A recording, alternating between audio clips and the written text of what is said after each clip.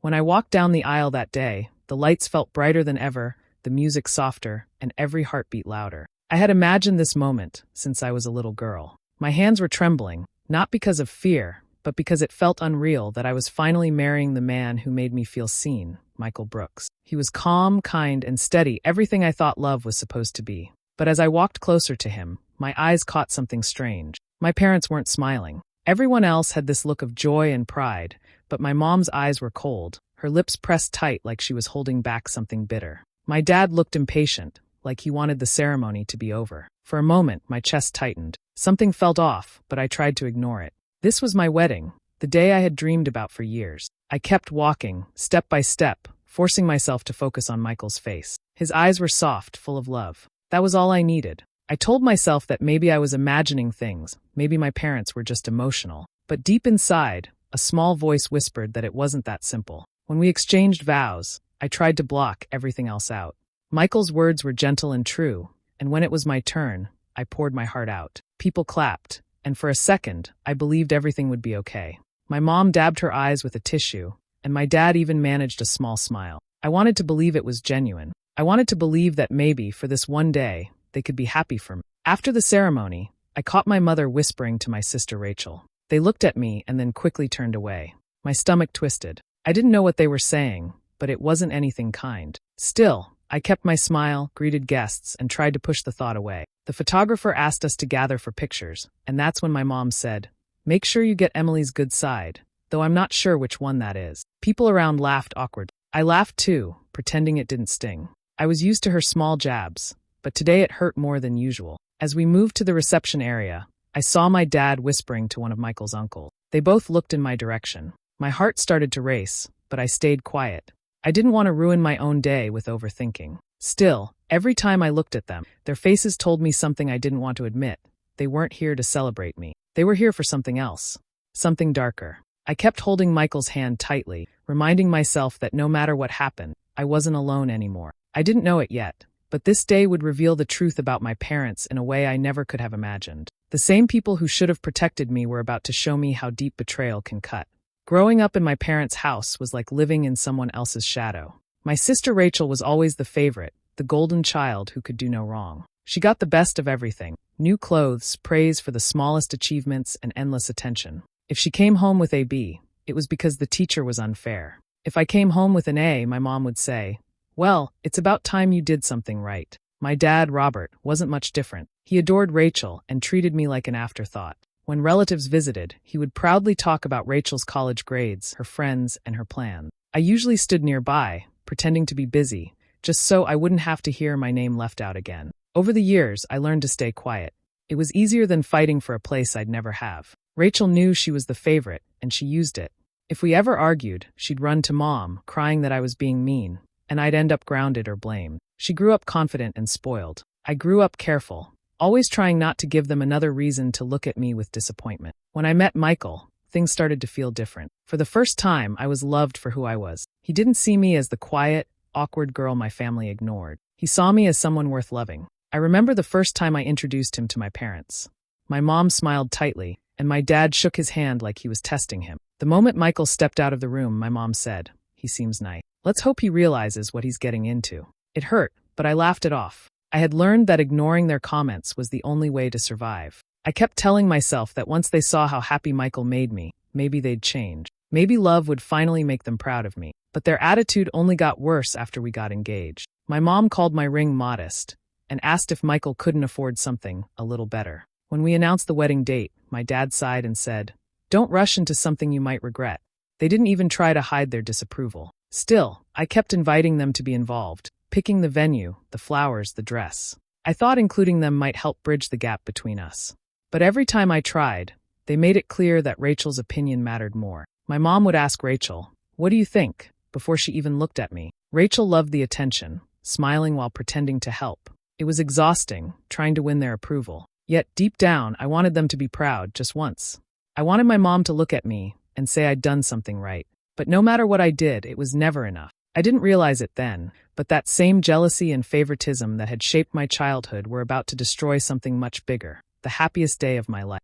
The night Michael proposed was one of the happiest moments of my life. It was simple and sweet, just the two of us in the park where we had our first date. When he got down on one knee, I couldn't stop crying. It felt like everything I had ever wanted was finally coming true.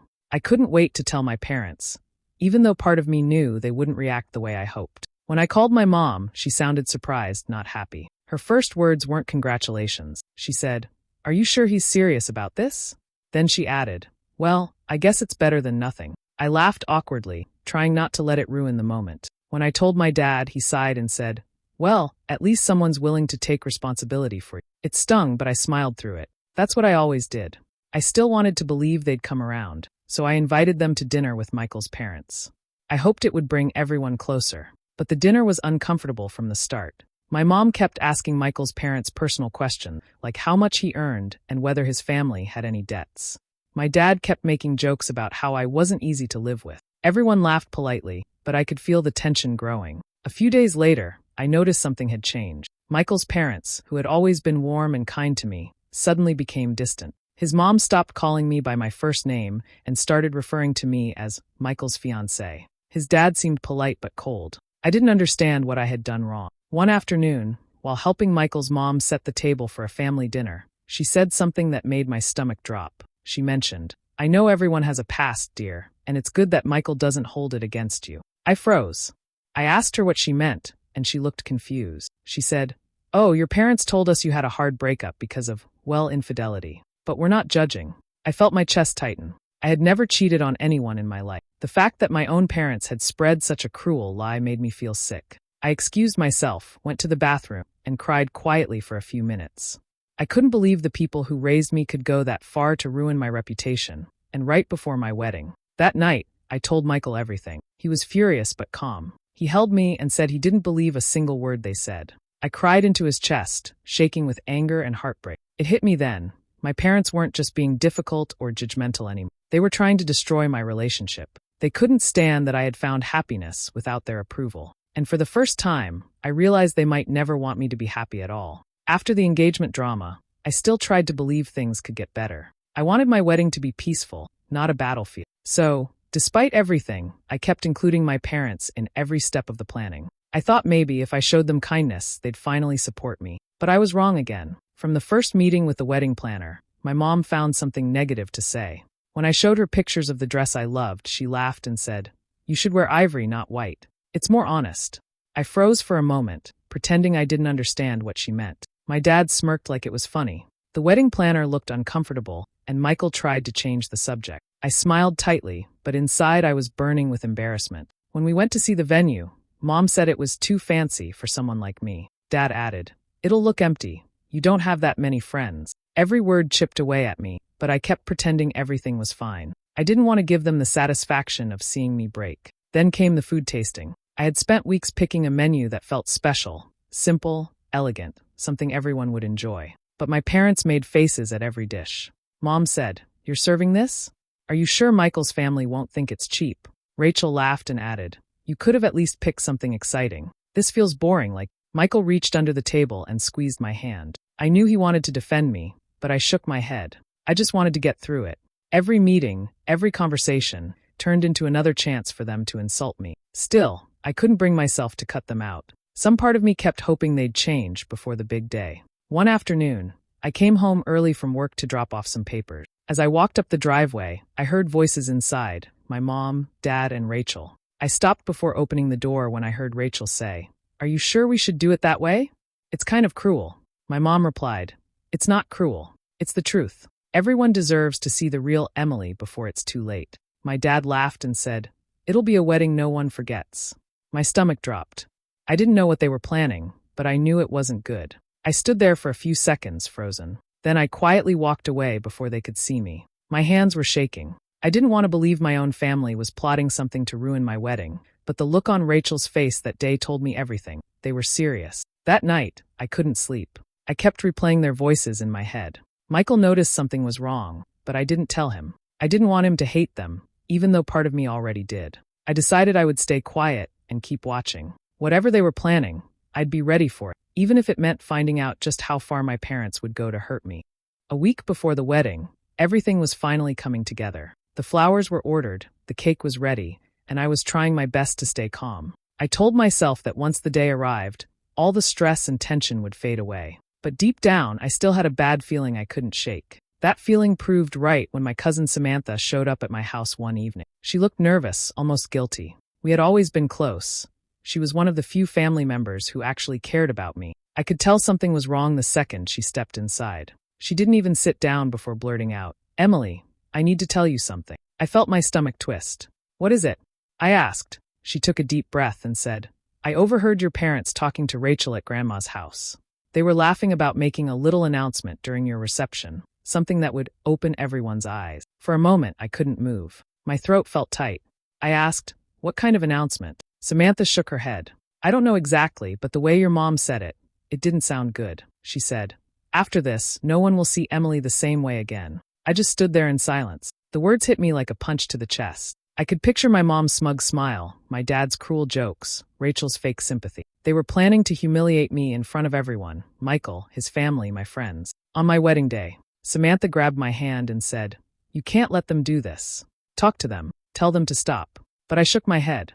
I didn't want to confront them yet. I wanted to know exactly what they were planning. I wanted to see how far they would go if I didn't interfere. So instead of confronting them, I decided to prepare quietly. That night, after Samantha left, I sat in bed with my phone in my hand. My hands were shaking as I started searching for ways to record conversations without being noticed. The next day, I bought a small recording device and started carrying it with me whenever I visited my parents. At first, it felt wrong, recording my own family, but I reminded myself they weren't acting like family anymore. During the next few days, I tried to act normal. I invited them to final planning meetings, pretending I didn't know anything. I smiled, laughed at their comments, and played along. All the while, my recorder stayed hidden in my purse. They had no idea I was listening, not just to their words, but to their intentions. I caught bits and pieces of conversations that confirmed my fears. They mentioned timing and surprise. My mom even said, "This will teach her not to act so perfect." That was the moment something inside me changed. I wasn't just the hurt daughter anymore. I was done being their target. I didn't know what their exact plan was, but I knew one thing for sure. If they wanted to embarrass me, I'd make sure they'd regret it. The morning of my wedding felt like a dream I had waited for my entire life. The sun was shining, the air smelled like fresh flowers, and the venue looked even more beautiful than I imagined. Everything was perfect. The white chairs, the soft music, the gentle breeze. It all felt magical. For a few hours, I let myself believe that nothing could ruin this day. Michael looked incredible in his suit. When he turned to see me for the first time, his eyes softened in a way that made everything else disappear. He smiled, and I felt my heart calm down. For that moment, it was just us. No drama, no noise, no fear. I wanted to hold on to that feeling forever. But that peace didn't last long. As I walked around greeting guests before the ceremony, I noticed my parents standing with Rachel near the back of the venue. They were whispering to each other, and there was a man with them I didn't recognize. He looked out of place, not dressed like a guest, holding what looked like a folder or envelope in his hand. My mom's eyes flicked toward me, then quickly away. My stomach tightened instantly. I tried to convince myself it was nothing. Maybe he was a photographer's assistant or someone from the event team. But something about their expressions told me it wasn't that simple. Rachel smirked when she saw me looking their way. It was the same smirk she used to give me right before getting me in trouble as a kid. I turned away and focused on Michael, trying not to let the unease show. He noticed I looked tense and asked if everything was okay. I smiled and said I was just nervous. He believed me, because he didn't know what I knew. When the ceremony started, the music filled the garden. I took a deep breath and began walking down the aisle. Every face turned toward me, every step echoing softly on the path. Michael's smile steadied me. For those few minutes, I pushed everything else aside. The whispering, the stranger, the uneasy feeling, I buried it all. I promised myself that no one could take this moment from me. As the officiant spoke, I glanced once more toward where my parents were sitting. They were watching closely, but not in the way proud parents would. It was more like they were waiting for something. My mother's eyes met mine, and I saw a flicker of something. Not love, not pride, but satisfaction. Like she knew something I didn't. I forced a smile, even as my stomach churned. Every word of the vows felt heavy. Michael's voice trembled slightly with emotion, and I almost cried, not because I was sad, but because I was scared of what might come next. The ceremony ended with cheers and applause. We kissed, and people clapped around us. It should have been the happiest moment of my life. But as I looked out over the crowd, I caught sight of that same man again, standing beside my parents, watching me with a strange, knowing smile. In that instant, I realized one thing. Whatever they had planned, it wasn't over yet. It was just beginning. The reception started beautifully. The hall was glowing with soft lights, the music was perfect, and the air was filled with laughter and warmth. Michael and I had just finished our first dance, and for a while it felt like everything I had dreamed of was finally real. People clapped and cheered, and I saw genuine smiles all around. For a moment, I forgot all my worries. Then my father stood up. He walked toward the microphone with a confident smile. I thought maybe, just maybe, he was going to give a toast, something heartfelt or at least polite. But the second he started speaking, I knew I was wrong. He tapped the microphone and said, "Before we start the toasts, I think everyone deserves to know a few truths about our daughter." The room went silent. The cheerful music stopped. My mother sat with her hands folded, a small smirk on her face. Rachel crossed her arms and looked proud, like she had been waiting for this moment. Michael looked confused, glancing at me for answers. My heart began to race, but my face stayed calm. My father continued, his voice loud and sharp. "You all see this perfect bride today," he said. "But not everyone here knows the real Emily. She hasn't always been honest. She's made choices she's kept hidden, even from Michael." Gasps filled the room. My legs felt weak. I saw a few guests exchange shocked looks, while others whispered quietly. My dad went on. "She trapped Michael into this marriage. She made him believe she was something she's not. She's always played the victim, but the truth is..." That's when I stopped listening. My heart was pounding so loud I could barely hear anything else. My eyes scanned the room. Michael's parents looked shocked, guests were staring, and my mom was watching me with satisfaction. But I didn't cry. I didn't shout. I just stood up slowly, my hands trembling slightly. I looked at Michael, and he looked back at me, confused, hurt, but trusting. That was all I needed. Then I smiled, because I was ready. The anger and pain I had carried for years disappeared in that moment. All that was left was clarity. They thought they were going to humiliate me, but what they didn't know was that I had been one step ahead of them all. Every cruel word, every lie, every whisper, I had recorded it. I had waited for this exact moment. My father kept talking, but his voice started to fade in the background. I turned to Michael and whispered, "It's okay. Let me handle this." He nodded, still unsure what I meant. I took a deep breath, straightened my dress, and began walking toward the stage. Every eye followed me. My father looked startled as I approached. He said, "Emily, sit down. You've embarrassed us enough." I looked him straight in the eye and said quietly, "No, Dad. It's your turn." The room went completely silent. I reached for the microphone. My hand didn't shake anymore. The fear was gone. I had spent my whole life being afraid of them, but not today. Today was the day I took that power back. I walked up to the stage with steady steps, even though my heart was pounding inside my chest. The room was silent. Everyone was staring at me, confused, tense, waiting to see what I would do. My dad still had the microphone in his hand, but I reached for it gently. He hesitated, looking nervous for the first time that night. "Thank you, Dad," I said softly, my voice calm but clear. "Since we're being honest tonight, let's be completely honest." A murmur spread across the room. My mom shifted uncomfortably in her seat. Rachel's smirk faded just a little. I turned toward the guests, most of whom looked shocked and unsure. Michael was standing near our table, his eyes locked on me, full of quiet support. "I wasn't planning to do this," I said, holding the microphone firmly, "but I think everyone deserves to hear the truth, the real truth." I gave a small nod toward the DJ, who already had my signal. A few weeks earlier, I had given him a USB drive, just in case something unexpected happened. I had hoped I wouldn't need it, but now I was glad I did. Within seconds, the speakers started playing the first recording. My mother's voice filled the room. "When everyone sees her make a fool of herself, maybe she'll finally understand she's not special." Gasps echoed around the hall. Then came my father's voice. "Let's see how long Michael sticks around after that. Rachel deserves the spotlight for once." And finally, Rachel's laughter. "I can't wait to see her face when it all falls apart." Every word bounced through the room, clear and cruel. People turned in their seats, whispering to each other, looking from my parents to me. I didn't say anything. I just stood there, letting their own voices do the damage they intended for me. When the recordings ended, the silence was heavy. My mom's face had gone pale, her mouth slightly open. My dad's jaw was tight, his eyes darting around the room. Rachel looked like she wanted to disappear. I finally spoke. "You see," I said quietly, "I knew they were planning something tonight. I didn't want to believe it, but I had to be ready. I wanted to protect myself, and the man I love, from their lies." I turned toward Michael. He was already walking toward me, his expression full of pride and love. He took my hand and stood beside me, his presence giving me strength. I looked back at my parents. "You tried to ruin the happiest day of my life," I said. "But instead, you showed everyone exactly who you are." The guests started clapping slowly, then louder. Some looked shocked, others angry on my behalf. Michael's family came closer, standing beside us. My mom muttered something to my dad, and they both stood frozen, unable to defend themselves. I handed the microphone back to the DJ and turned to Michael. He squeezed my hand and whispered, "You did it." I smiled through tears. "No," I said softly, "we did." As we walked off the stage together, I felt lighter than I had in years. The truth was finally out, and for once, I didn't have to explain or defend myself. Their own voices had done that for me. For a few seconds after the video ended, no one moved. The room was heavy with silence, like everyone was trying to understand what had just happened. Then the whispers started, quiet at first, then louder. People were turning in their seats, staring at my parents with disbelief. Some guests shook their heads. Others whispered things like, "How could they?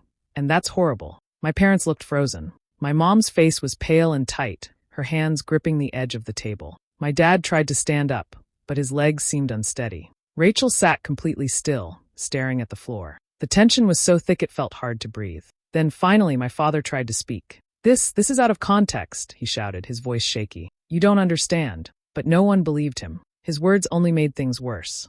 I didn't say anything. I just looked at him with calm eyes. For once, he didn't have the power to humiliate me, not anymore. He grabbed my mom's hand and tried to leave, but two of Michael's brothers, who were helping with the event, stepped in front of the exit. They didn't touch them, just stood firm and said, "The bride isn't finished speaking." My father's face turned red with anger, but he sat down again, realizing there was nothing he could do. I took the microphone once more, my voice steady. "Family doesn't always mean love," I said. "Sometimes it just means survival." I spent my whole life trying to earn their approval, but tonight I realized I never needed it. The guests were silent again, but this time it wasn't from shock. It was respect. I saw a few people nodding, even tearing up. It felt strange, but freeing to finally speak the truth out loud. Rachel suddenly stood up. Her eyes were wet, and she whispered, "You've ruined everything," before storming out of the hall. My mother followed a second later, muttering something I couldn't hear. My dad stayed behind for a moment, glaring at me like he still wanted to fight, but then he turned and walked out too.